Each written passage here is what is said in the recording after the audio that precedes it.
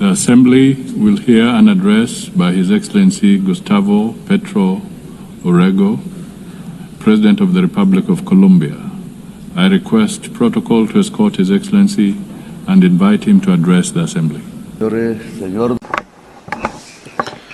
President of the General Assembly, this is my last statement as President here.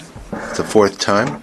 In my first speech, I announced that it was very likely that there would be conflicts in Ukraine and Gaza and in Palestine, and that suggested that there be a peace conference. But those who don't have bombs or large budgets are not heated here. Well, 4 years later, the horrific situation in Palestine did not lead me to think that almost the same thing could happen in the Colombian Caribbean area, where unarmed young people are being shot at with missiles in the open seas. And now we are in a different situation. Perhaps it's more global, a kind of stone age that has descended on all of humankind. Missiles against 17 unarmed young people in the Caribbean Sea, some of them Colombians. Persecution, imprisonment, and expulsion of millions of migrants. Missiles that have killed some 70,000 people in Gaza. The lack of action on the climate crisis. All this is linked, and all this has the same cause. Migration is simply an excuse so that a rich society, rich, white, and racist, believes itself to be the superior race and is not realizing that its leaders are leading it to the abyss, to its own distinction, together with the rest of humanity. They said that the missiles in the Caribbean were used to stop drug trafficking. That is a lie. Stated here in this very rostrum. In 2023 and 2024 were years when the largest amount of cocaine was seized, and over 700 drug traffickers were extradited to the United States in Europe. I extradited them. And my government seized, confiscated the cocaine, and we didn't shoot a single missile, nor did we kill any youths. The years where I was able to prove that it's more effective to substitute coca crops, then eradicate them, then forced eradication using poison, forcing peasants to use it. The violent war against drugs was a failure, and I replaced it with an effective anti-trafficking policy, not based on a mix-up between an inert substance, that is drugs, with people who actually use it and practice it. But what was necessary is to destroy dialogue and to shoot missiles. Was it really necessary on unarmed, poor young people in the Caribbean? The anti-drug policy is not meant to stop cocaine that is coming to the United States. The anti-drug policy is to dominate the peoples of the South as a whole. You shouldn't look at the drugs, you should look at who has the power and who dominates. This is why I speak to you as a decertified president. I've been decertified by President Trump without him having any right to do this, a human right or divine right or any sensible reason. They want to force by violence tens of thousands of peasants to do what the U.S. government wants to do, which are influenced by mafia groups in Colombia. Thousands of peasants are massacred in Colombia by politicians who were senators, who were presidents, who were ministers that were bribed and on the payroll of the drug mafia. And at the same time, they were allies of the extreme right based in Florida of the United States, and now allies of the Trump administration. They've been allied for decades with drug lords, cocaine drug lords in Colombia. They were allies, and so they led this anti-drug policy from Washington. I don't know if Trump even knows that that his foreign policy towards Colombia, Venezuela, and towards the Caribbean is based on advice from Colombians who are allies of the cocaine mafia. I myself denounced these politicians, including the paramilitaries, drug traffickers, and naming them by their names in the Congress of Colombia when I was senator. And many times they wanted to kill me because of that. And they did not want me to become president. They wanted me to shut up. And now they don't want another progressive government to be reelected. That is why I've been personally decertified, and they have spread calumny against Colombia. Colombia has confiscated the highest amount of cocaine in the history of the country under my government, and I've been decertified.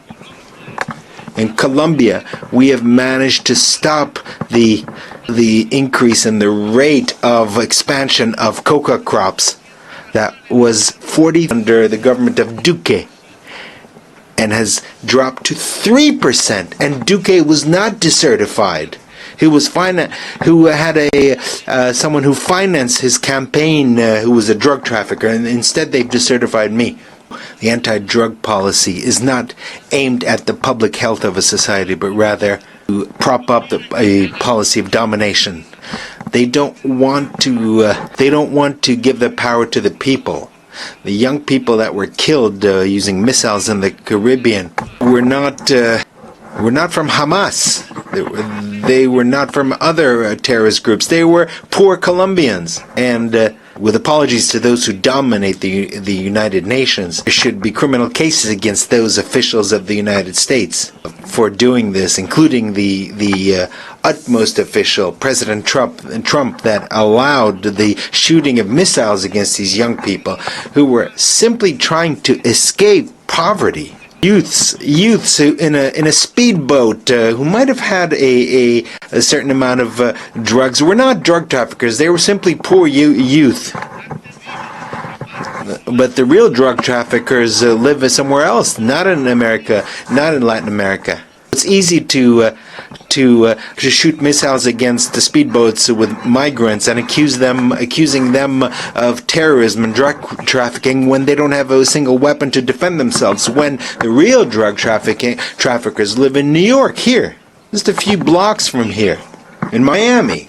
And they reach agreements with the DEA, and they're allowed to traffic in Africa, in Russia, in China, but not in the United States, a country that has not managed to reduce its consumption of cocaine. As its drug addicts, or rather, they did manage to reduce the consumption of cocaine simply because their addicts switched to another type of drug, fentanyl, which is much deadlier. This fentanyl is produced in the industrial heartland of the United States, here, not far from here. And the consumers are here as well. It's produced and consumed in the United States. That is the worst. They're addicted to fentanyl and to gasoline, the two main poisons of life in the world. Gasoline is even worse than fentanyl. Only the black-skinned people here, those who are ancestral here, that were thousands of years have been here, or young people, or women who don't want to see their children die of any color of their skin. The people are still hooked on fentanyl or hooked on television. Only they can stop this domination by the United States. The people who have taken to the streets in California, in New York, in Philadelphia, where the Liberty Bell stands, in spite of the National Guard that Trump sends out against its own people to shut them up, to the states that are free. These states are no longer uniting their efforts in the face of tyranny. The President of the United States does not know that 1 million Latin Americans have died. The largest share of them from Colombia. And another million will die in North America in 10 years because of fentanyl. Cocaine killed 3,000 people a year today. Fentanyl kills 130 per year, 30 times more. That is the outcome of 30 years by the United States of a policy that is absurd and that is leading its society to the horrific death due to drugs that kill the brain. And in this situation, Trump not only allows missiles to be fired at young people in the Caribbean, does not only imprison migrants, but also allows missiles to be killed against children, women, and old people in Gaza. He is an accomplice to genocide. It is a genocide, and we need to prevent it. This forum is a mute witness to a genocide. In a world where we thought that this was something only a legacy of Hitler. They don't speak of life, of the climate crisis. What is happening is the death of thousands of children. Meanwhile, we in Colombia have not increased the rate of killings. We have the lowest unemployment rate in the country this century. We have the lowest unemployment rates. We have developed our agriculture by 10% and our industry by 5%. We have more tourists than ever who have come to see the beauties of our country, our cultural and natural beauties. And we are seeking peace by negotiating with drug traffickers and with rebels. I will always be ready to discuss, to negotiate, to save lives, and to eradicate coca crops, but based on their own voluntary decision by Colombian peasants. Let us not be bribed by the drug traffickers, as was the case in previous governments in Colombia. And 25,000 hectares have already been eradicated voluntarily. We have been successful in this new policy. It's not an anti-drug policy, but an anti-drug traffickers policy. That is something different. And we're grateful to the countries that have helped us, such as Qatar, Cuba, Mexico, Vatican, Norway, Brazil, and Venezuela. We don't want to thank those who want to sow war between us. People of the world, listen. Latin America does not only mean drug trafficking or coke or cocaine. Latin America has a massive potential for clean electrical energy, renewable alternate energy based on wind, water. The United States has a huge demand for energy, and 70% of it is filled by fossil fuels, based on carbon, or coal, gas.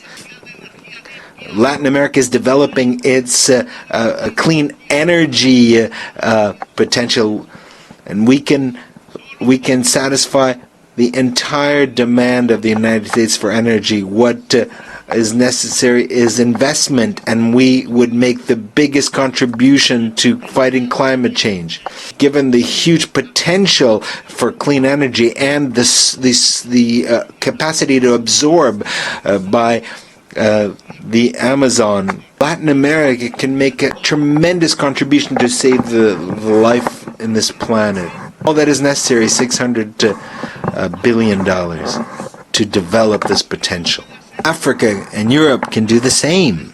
It is this decarbonization would provide us with over $1.3 trillion. This is money that is already in the treasuries of the United States, Europe, and China, but not a dollar is spent because it's not profitable.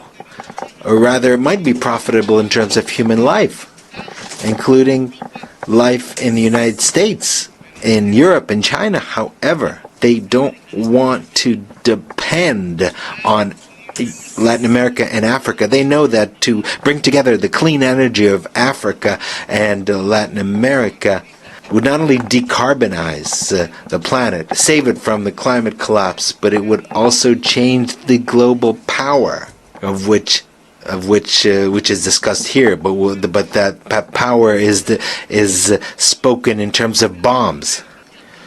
But this would truly create a global democracy and change the means of production, because life and humanity would become the priorities, and they would edge out greed. Greed is the poison of life, and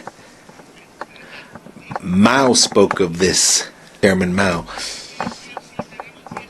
According to science, we have 10 more years until we reach a point of no return in terms of the climate.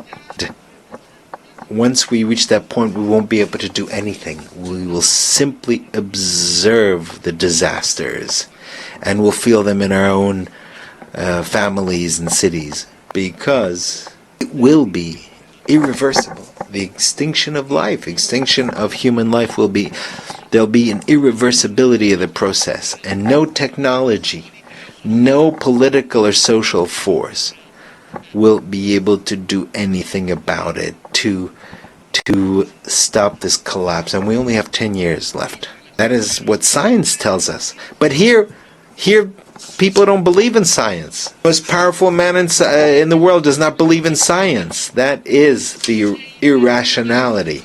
And Germany, the country of great philosophers, of Kant, Feuerbach, and others, became prey of irrationalism in 1933, and today it's this country that is becoming irrational. The solution is to stop consuming fossil fuels and to quickly switch to water, wind, hydrogen. But the word decarbonization sounds subversive at the conferences of the most powerful countries, the G7 or G20 or Davos, among the rich. Just as 5 centuries ago, the word democracy sounded subversive here, or in Bogota, and in Paris, and in Madrid. These dollars that I mentioned here, 600 billion or 1.3 trillion. This is significant. This is just a little more than what the rich countries pledged at the COP in Paris, and they have not fulfilled their pledges because they are not interested in decarbonization. And what has come is basically loans from multilateral banks, which are just small amounts compared to what is needed. The climate crisis means that in all public budgets, investment in decarbonization and adaptation should be the priority. A global financial policy is necessary that is different. The debt risk premium should be abolished. Which countries are the riskiest? They are the countries that have the highest greenhouse gas emissions, such as this one. These are the riskiest countries. Whereas the countries that absorb CO2, and we have jungles and a lot of water in the south, we absorb the CO2 of the north. The market does not agree with that. So the debt of the poorest countries must be forgiven. There should be debt swaps for adaptation and mitigation and investment in the climate crisis. So people from the United States and those from Wall Street, from London, you want to collect the interest payments from the debt of our countries. What you will find eventually is cemeteries, because we'll all be dead. The money will be useless in the midst of all the cemeteries. Another subversive word is to plan. A global plan. The word plan has been forgotten because it was not necessary to plan, because to plan is anathema And there was a fundamentalist belief in the markets, thinking that markets would bring happiness. The Swiss economist Arras said this. And in fact, the market leads to an abyss. It leads to death, as we are already witnessing today. Malras, that was his name, was wrong. Neoliberalism was mistaken from the very beginning. And it's been guiding our countries for the past 50 years, based on completely erroneous formulas. The plans should be binding on national states.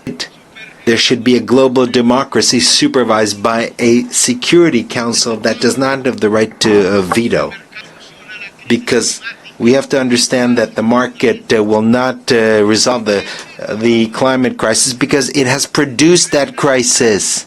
It was capital, which is based on unequal relationship between those who own the means that create the carbon and those who work, who are salaried employees. And this is a system that has to produce more and more objects that the boss, the owner, has to sell. And the same thing for the production of fossil fuels. That is what has produced the climate crisis. Produce more, to consume more, to sell more, and thus create more carbon, more oil, until we die. But this will not last forever, because carbon and fossil fuels have reached the end, because that is perhaps will mean the end of capital in general, because if it's not the end of capital, it'll be the end of life. The owner of capital is an individual that has power. It's not a thing. It's not some kind of puppet. It is a human being with his greed, a slave to his greed. That is the individual who will seek to make sure that more and more oil is produced in their countries, even if it poisons his life, and continue to dig for more oil, even if it destroys the atmosphere and destroys life. So we have to choose either life or greed, either the Stone Age or local and global democracy, freedom or death, as Bolivar said. And that was his slogan, his red and black, white and white banner. Freedom red, death black, and possible peace white. That is what is necessary, is a revolution by the peoples of the world to overcome the climate crisis and not to allow this crisis to reach a global collapse.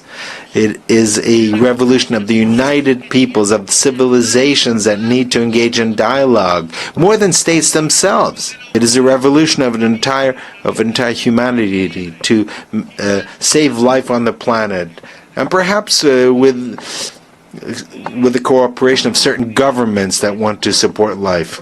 Today, the United Nations is experiencing a crisis, and there's a need to transform it. Today, we have nation-states gathered here who no longer have power, and that no matter how much they vote, they are ignored, because the nation-state has also reached its decadence, its ultimate fall. Because capital has become global. It's not contained in a state.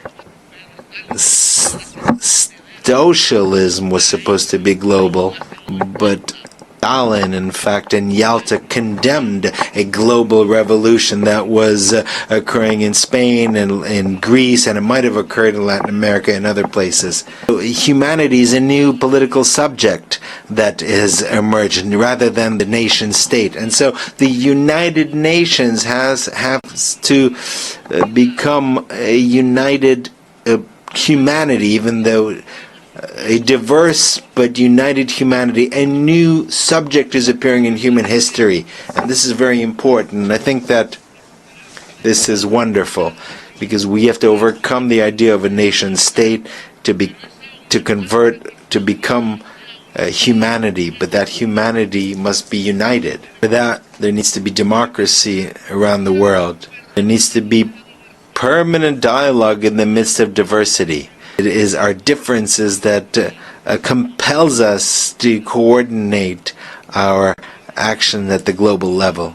Dialogue, yes. Humanity, yes. Humanity profoundly democratic, yes. Hopefully, a humanity of based on leaders who are free, rather than a humanity that is basically slaves, just beasts of burden. A humanity that shoots missiles against young people, are defenseless armed people, or shoots missiles in a place of the world near where Jesus was born. These problems cannot be resolved with governments who are bribed by oil producers, by oil corporations. So a new political subject is emerging, a united and diverse humanity, united despite its diverse cultures. Meanwhile, the old societies of Europe are collapsing, and the United States is applauding its new Hitler. It's not listening to its own young people or its older people who died in Europe in the battlefields of Europe fighting against Hitler and against his criminal ideology. Today, the same thing is being done as Hitler did, building concentration camps for migrants. And it's stated that migrants are of an inferior race, and they blame them just like Hitler blamed the Jews. They call them drug traffickers and thieves, whereas the majority of drug traffickers are blonde and have blue eyes, and they keep their fortunes in the largest banks in the world. And they don't live in Bogota or in Gaza. They neighbors of President Trump. They live in Dubai or in Paris or London. They don't live where there's poverty. But the missiles are fired against those where there's poverty. Tren de Aragua is a group that is considered a terrorist group, but that is not true. Migrants are not criminals. They should not be put in concentration camps, expelled and chained up. Immigration is due to a blockade against countries like Iraq or Cuba. Immigration is a result of the impoverishment of many countries because of their indebtedness, because of wars unleashed by the United States and Europe to grab their oil. Immigration is a consequence of a climate crisis that leaves the tropics without water and destroys the environment. The solution to migration is very different from missiles or prisons or camps. There is no higher race. There's no supreme race. Only ignorant extremists think like that. All of humanity is made in God's image. They use immigration as a scapegoat to do nothing against the climate crisis, which will put an end to life. They use immigration to get the votes of the whites, but what is necessary is to put an end to the consumption of CO2 and oil, and stop drilling for oil. We need a different world, a humane world. And first and foremost, we need to stop the genocide in Gaza. Humanity cannot allow a single day more of this genocide. Or for the genocidal Netanyahu and his allies in Europe and the United States to continue. The United Nations must uphold the decisions of the International Court of Justice. International law is the basis of civilization and of its wisdom as distilled in history, and it must make sure that the decisions of international justice are implemented, are applied. Diplomacy has been tried in Gaza. It could not resolve the situation. I'm sorry, I'm sorry, President Macron. We can keep insisting and insisting in when every single day, every single minute, a missile is fired and destroys the bodies of babies and children in the Arab state of Palestine. Every day, there are decisions, resolutions that are vetoed in the Security Council. Every day, more and more children die. More and more bombs, more and more dead. Perhaps those who do this, who shoot this, are robots. Maybe they don't have their own children. They're not human. Can we stop the genocide with a vote, the General Assembly? Yes, that's what we should do rather than a vote in the Security Council, because that is vetoed. United for peace for Palestine. We should establish a peacekeeping force to protect. What's necessary today are words, not blue helmets that are often lack training, and they're not ready to do this. No, what we need is a powerful army of countries that do not accept genocide. That is why I invite nations of the world and their peoples, most importantly, as a integral part of humanity, to bring together weapons and armies and to defend Palestine. I invite the armies of Asia and the brave people, the brave Slavic people who defeated Hitler, and the Latin American people of Bolivar, Garibaldi, and others. I think there's enough. We've had enough words. Today, the time has come to use the slogan of Bolivar, freedom or death, because Washington and NATO are killing democracy, and they are spreading totalitarianism at the global level. We need to raise the red and black banner flag without forgetting the white color, which was the color of peace and the color of hope in the heart of humanity. The United States no longer teach democracy, but rather kill democracy, especially among its immigrants, filled with greed. The UN should begin its change by stopping the genocide in Gaza with a army of liberation and salvation, and there should be a decision here taken in the General Assembly without any veto. After Gaza, we can start working on decarbonization so that we can found a truly global democracy, and a new Security Council can be established without any vetoes, and where its decisions would be binding, and the global and national financial system should be based on decentralized capital. That is the way that humankind can regulate capital, to subordinate capital to life, to regulate it to people. That is the path by which the United Nations will move from an alliance of states to an alliance of cultures and peoples.